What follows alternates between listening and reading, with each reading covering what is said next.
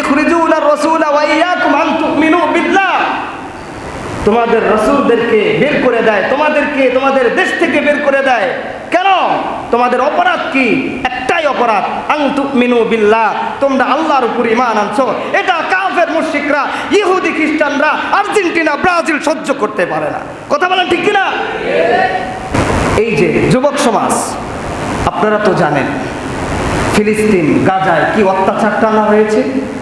এই Argentina, Brazil ওরা ইসরায়েলের পক্ষ নিয়ে কোটি কোটি টাকা দিয়েছে ফিলিস্তিনে গাজার মুসলমানকে ধ্বংস করার জন্য। আর তাদের দল সাপোর্ট করো মিয়া। নিজের চোখে দেখেছি আর্জেন্টিনা, ব্রাজিল ওরা ফিলিস্তিনের পতাকা আগুন দিয়ে জ্বালায় দিয়েছে। আর একটা খবর শুনলে অনেকেই জানেন, লোম দাঁড়িয়ে যাবে। গত বছর কাপ নিয়েছিল কারা? যারা খেলা দেখেন সবাই জানেন কাপ নিয়েছে কারা? যারা কাপ নিয়েছে, যার হাতে কাপ দেওয়া হয়েছিল তাকে একটা পোশাক দেওয়া হয়েছিল, যে আমার শরীরে যে পোশাক, এই যে যেটা দেখতেছেন এটাকে হাবা কাবা বলা হয়, দেখেছেন কিনা? তাকে একটা পোশাক দেওয়া হয়েছিল। পুরো আর্জেন্টিনা তার বিপক্ষে দাঁড়িয়ে গিয়েছে আর বলেছে এটা আমাদের কথা নয়, তুমি মুসলিমের পোশাক কেন পরেছিলে? এই কয়েকটা সেকেন্ড, কয়েকটা মিনিট মুসলিমের পোশাক তোমার পছন্দের দল সহ্য করতে পারে নাই, আর সেই দলের পতাকা, বাবার জমি বিক্রি করে সেই দলের পতাকা উড়াও। তোমার কাছে কি 200 টাকা, 500 টাকা, 1000 টাকা কি দাম নাই? তুমি সেই দেশের জার্সি পরিধান করো। কেমন মুসলমান তুমি হইলা? এই মুসলমান ইমানদার, দিলের কান লাগায় শুনবেন, দিলে কষ্ট নিবেন না। বর্তমান আমরা ইসলাম ধর্মের মধ্যে কোন পর্যায়ে আছি? আমরা নামে মুসলমান, আমরা কামে মুসলমান না। কেমনে? এই কলিজার টুকরা যুবক ভাই, যারা মাইকের আওয়াজ তোমরা শুনতে পাও, শোনো। তোমরা যেই দলকে নিয়ে তো লাফালাফি করো, যেই দলকে নিয়ে তোমরা এত মহাব্বত ভালোবাসা নিয়া বন্ধু বন্ধুদের মধ্যে তোমরা তর্কাতর্কি করো, বন্ধু হইয়া বন্ধুর গায়ে তোমরা হাত উঠাও, যেই দলকে মহাব্বত নিয়া নিয়া তোমরা এত যে পাগলামি করো, এই পাগলামি করার কোনো অর্থ তোমাদের মধ্যে আছে? বলো যুবক, তুমি এই পাগলামি করার মধ্যে তোমার কোনো লাভ আছে? না না না নাই। যেই দলগুলো নিয়ে এত পাগলামি করো, ওরা যে কত বড় ইসলামের দুশমন। আল্লাহ রাব্বুল আলামিন বলেন, ইয়া আইয়ুহাল্লাযীনা আমানু লা তাত্তাখিযু আদুওয়ি ওয়া আদুওয়াকুম আউলিয়া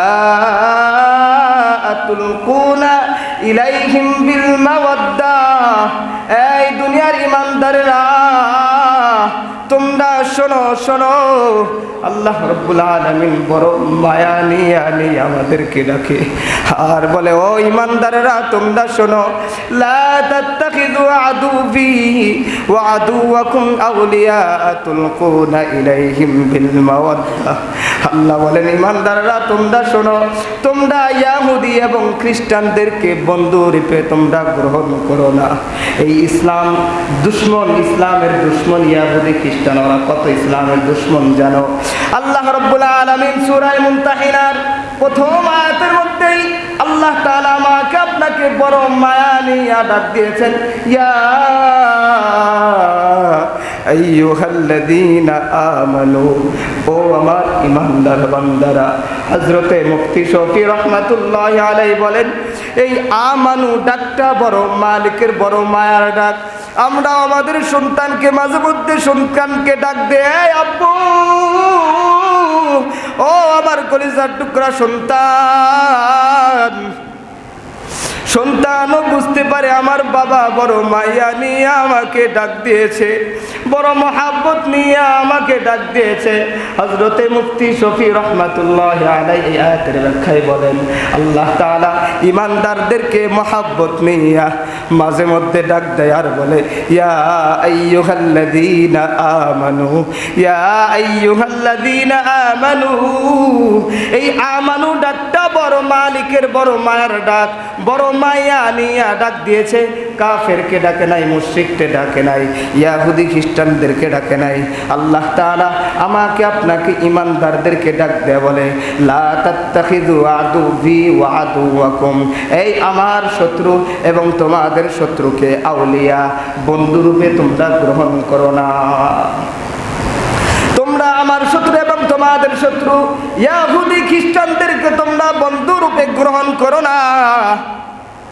তুলকুনা ইলাইহিম বিল মাওয়াদ্দা, তোমরা যে তাদেরকে ভালোবাসো, তোমরা যে তাদেরকে মহব্বত করো।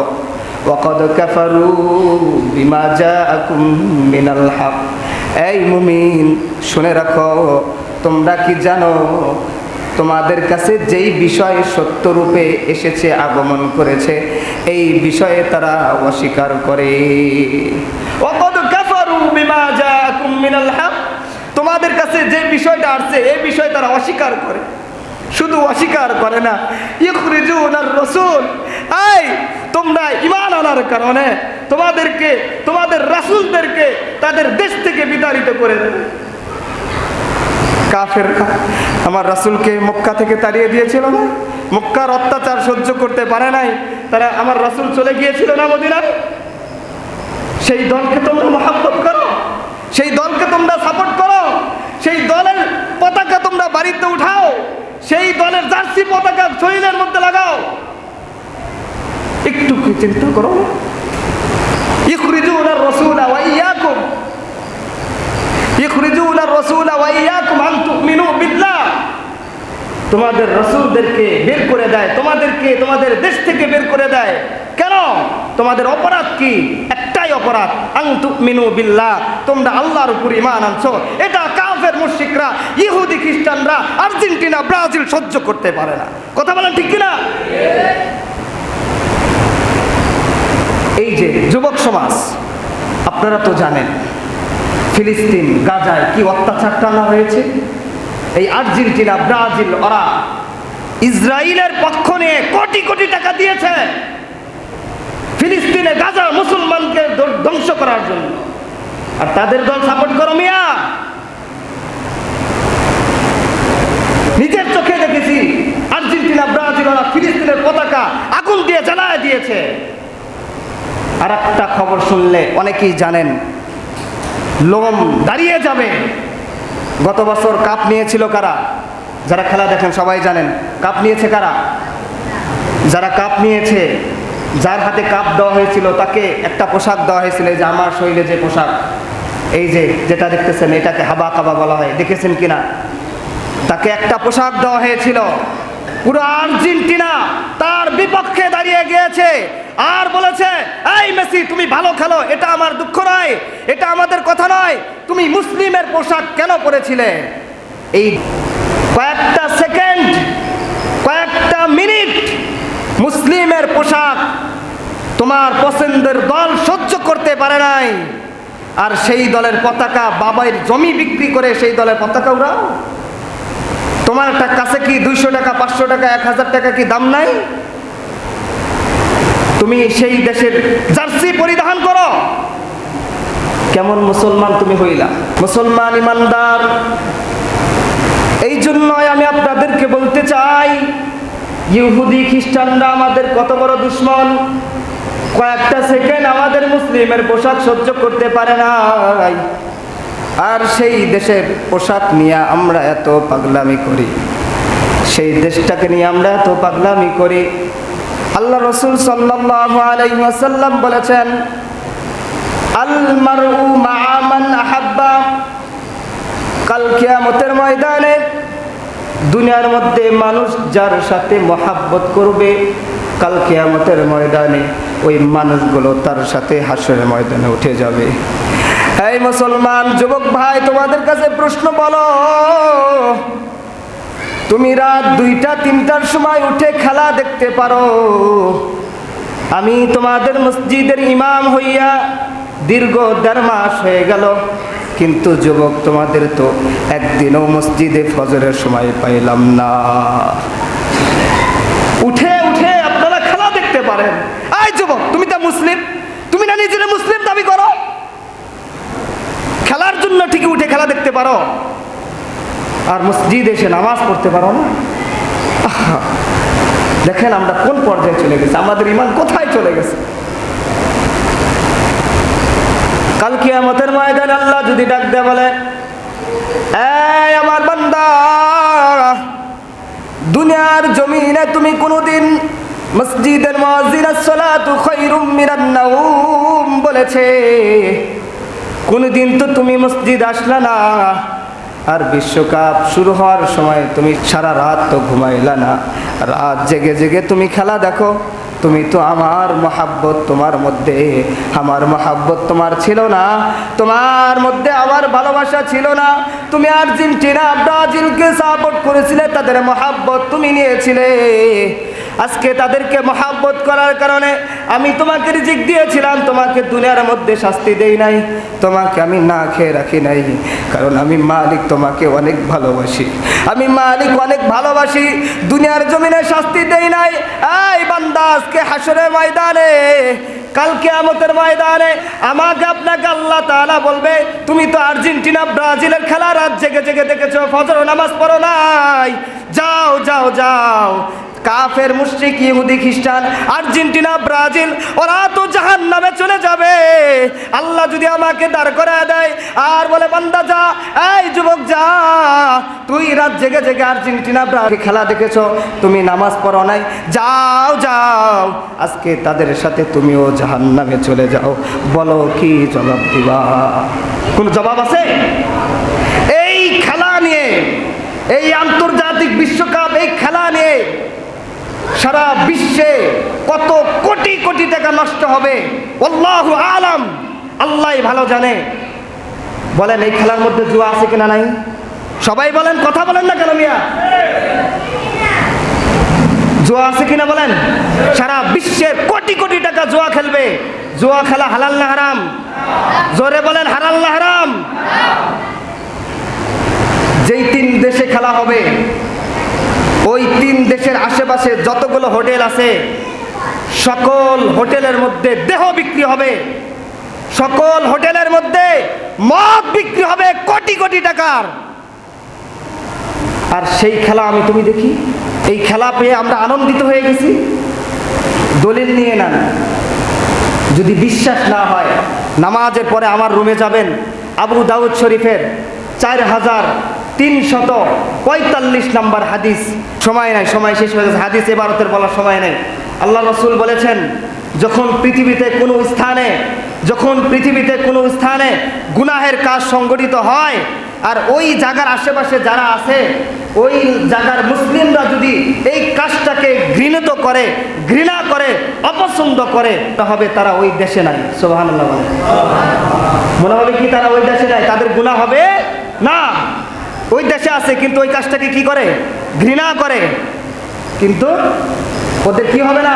মনে হবে ওরা ওই দেশে নাই। ওই দেশে নাই বলে আল্লাহর কাছে গণ্য হবে, তাদের কোনো গুনাহ হবে না। ওমান গাবা আনহা, আর ওই দেশে যারা থাকবে না, যেমন আমরা বাংলাদেশে আছি, এই বাংলাদেশ থেকে আর্জেন্টিনা অনেক দূরে না? এশিয়া মহাদেশের বাইরে না? যেই দেশে খেলা হবে আমেরিকা, এটা আমাদের এশিয়া মহাদেশের বাইরে না? আমরা বাংলাদেশে আছি, কিন্তু ওমান গাবা আনহা ওয়া রাজিয়াহা, এই খেলার মধ্যে যারা, এই খেলা পেয়ে যারা আনন্দিত হবে, যারা এই খেলা পেয়ে নিজের বাপ দাদার সম্পত্তি বিক্রি করে পতাকা কিনবে, জার্সি কিনে নিজের শরীরের মধ্যে ঢুকায়া দিবে, এটার মাধ্যমে কি বোঝা যায়? আপনি এই খেলার মধ্যে খুশি আছেন, আপনি এই খেলা পেয়ে আনন্দিত হয়েছেন মিয়া। আপনি, এই যুবক শুনে রাখো, এই খেলা পেয়ে তুমি আনন্দিত হয়েছ, নিজেকে লাফালাফি করে হিসেবে গণ্য হয়ে যাবে। জবান খুলে বলেন নাউজুবিল্লাহ। এই যুবক বলেন নাউজুবিল্লাহ। কি জবাব দিবেন ভাই? এটা আমার কথা না, বিশ্বাস না হয় আপনারা হাদিস নাম্বার তো বলে দিয়েছি, আপনারা শুধু বাংলাটা পড়বেন, বিস্তারিত ব্যাখ্যা যদি আমার কাছে লাগে নিয়ে নেবেন। কি জবাব দিবেন বলেন? তারা ব্যভিচার করবে, মদ পান করবে, কোটি কোটি টাকা নষ্ট করবে, গুনাহের কাজ করবে। আমি আপনি শুধু এই খেলার প্রতি খুশি থাকার কারণে আমিও তাদের মধ্যে সামিল হয়ে যাব। এই রাসূলের কথা সত্য না মিথ্যা? জোরে বলেন, সত্য না মিথ্যা? তাহলে বোঝানোর দায়িত্ব আমার, এটা আমার অধিকার ছিল, আমি ইমাম হিসেবে আমার হক ছিল। আমি আপনাদেরকে বলেছি, এখন মানা না মানা আপনাদের কথা, এটা আপনাদের বিষয়। এই জন্য আমরা আস্তে আস্তে খেলা দেখাকে বাদ দিয়ে দিব, এটা কোনো সভ্য খেলা হতে পারে না। আমি আগামী জুমায় কোন খেলা জায়েজ আছে এ বিষয়ে আমরা কথা বলবো, সময় শেষ হয়ে গেছে।